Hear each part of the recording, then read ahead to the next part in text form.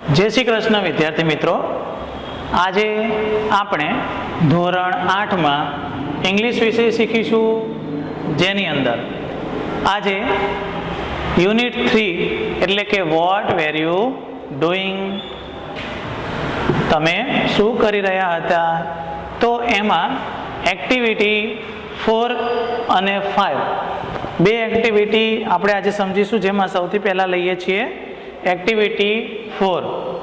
તો તમે પણ તમારું પાઠ્યપુસ્તક જોડે જ રાખજો, કારણ કે આની અંદર જરૂર પડશે જ. અહીંયા કેટલાક ફ્રેઝ આપેલા છે. ફ્રેઝ કોને કહેવાય મિત્રો?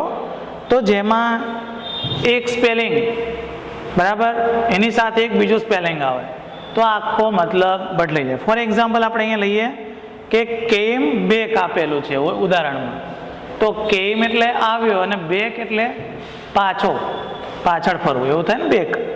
તો એનું ગુજરાતી આપણે એવી રીતે ના થાય, તો આપણે આપણી રીતે વાક્યને સમજીને કરવું પડશે કે કેમ બેક ફ્રોમ અમરેલી, તો અમરેલીથી પાછા ફર્યા, બરાબર, પાછા ફર્યા એવા અર્થમાં લેવાનું. પછી આવવું ને ફરવું ને એવું નહીં કરવાનું આપણે.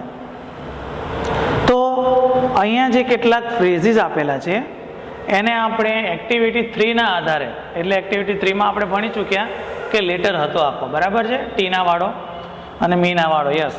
તો એ લેટરને ધ્યાનમાં રાખીને એમાંથી આપણે વાક્યો શોધી શકીએ છીએ, અને એવી જ રીતે આપણે કરવાનું. તો આપણે ઉદાહરણ લઈએ. પહેલું એક્ઝામ્પલ આપ્યું છે કેમ બેક ફ્રોમ અમરેલી, તો આપણા પાઠને લગતું કેવું વાક્ય આવશે? તો કેમ બેક ઇન ધ ઇવનિંગ, એટલે સાંજે પાછા ફર્યા હતું એવું, બરાબર, વિલેજ ફેરમાં, ટ્રેડ ફેરમાં. ઓકે, હવે આપણે નંબર 1 જોઈએ. તો fell down from the giant wheel, એટલે કે મોટા ચકડોળમાંથી પડી ગયા. તો એનામાં એવું, એ આપણે વાક્ય ચોપડીમાં એ નથી શોધવાનું, પણ એના જેવું, એટલે કે ફેલ ડાઉન શબ્દ આવતો હોય ને એવું વાક્ય જોઈને લખવાનું છે.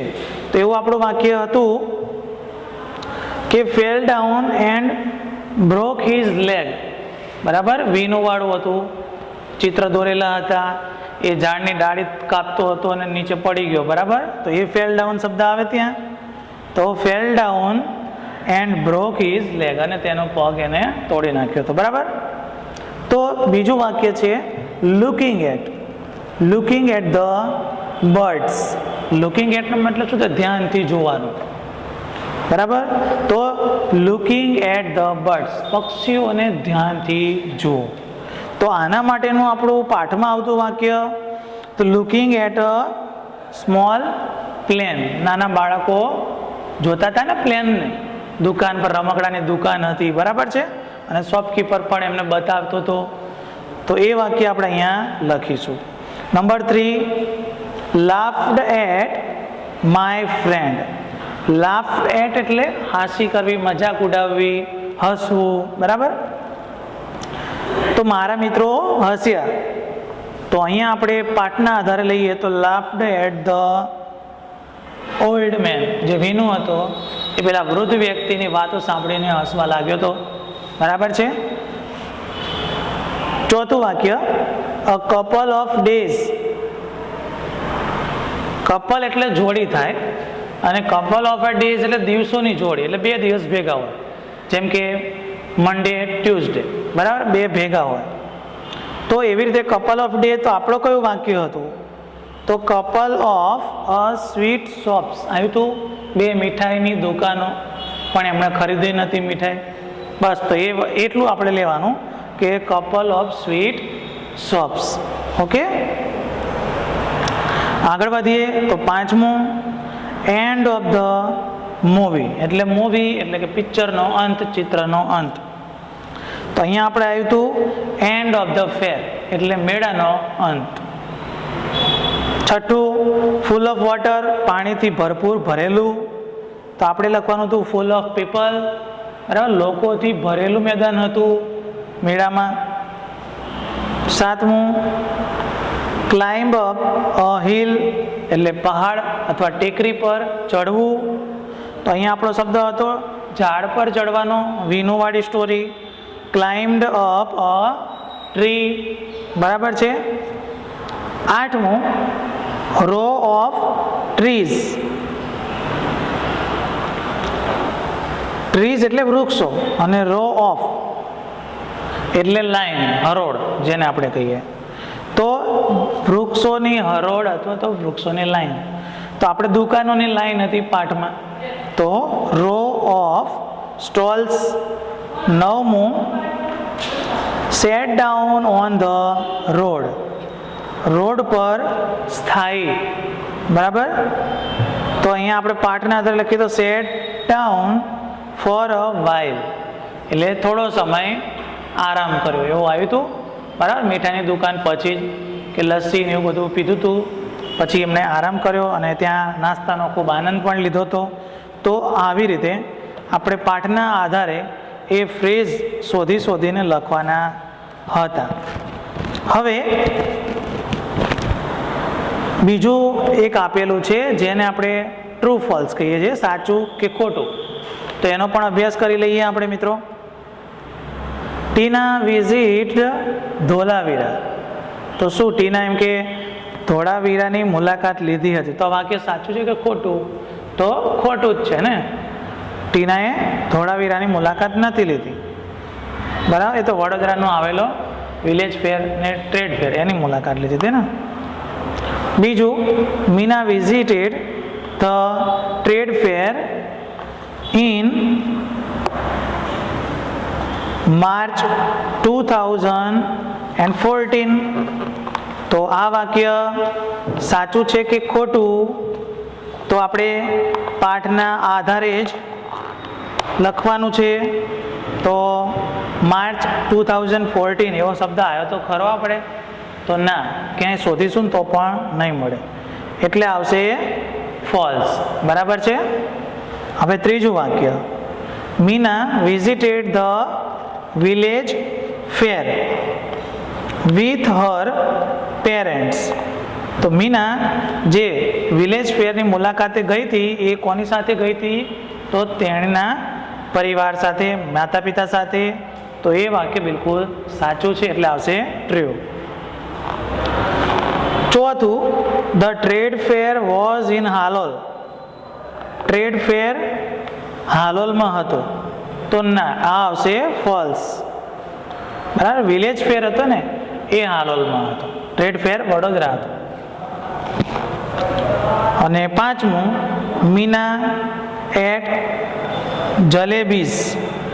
મીનાએ જલેબી ખાધી. તો એ વાક્ય બિલકુલ ખોટું છે, એટલે આવશે ફોલ્સ. તો આવી રીતે ટ્રુ ફોલ્સ પણ આપણે યાદ રાખવાની. તો સ્ટોરી આપણને જો યાદ હશે ને મિત્રો તો આપણને યાદ રહી જ જશે. એટલે સૌથી પહેલાં તો એ સ્ટોરી આપણે વ્યવસ્થિત યાદ કરી લેવાની. હવે આપણે આગળ વધતા એક્ટિવિટી 5 ને જોઈ લઈએ. તો જેની અંદર એક કોષ્ટક આપેલો છે તમારી પાઠ્યપુસ્તકમાં પણ. એમાં 3 ભાગ પાડેલા છે, જેમાં પહેલું છે વિલેજ ફેર એટલે કે ગામડાના મેળાની જે મુલાકાત લીધી હતી એના વિશે લખીશું.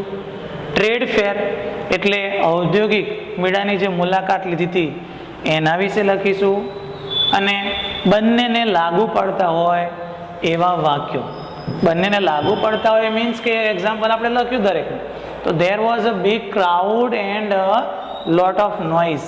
ત્યાં આગળ ઘણા બધા લોકોનું ટોળું હતું અને ઘણો બધો અવાજ, શોર બકોર પણ, ઘોંઘાટ પણ હતો. તો આ વાક્ય તો બંનેને લાગુ પડે ને. મેળામાં તો શું હોય? આવું જ હોય, ઘણા બધા લોકો હોય ને ઘોંઘાટ થતો હોય. તો બંનેને લાગુ પડે એવા વાક્યો છેલ્લે લખીશું.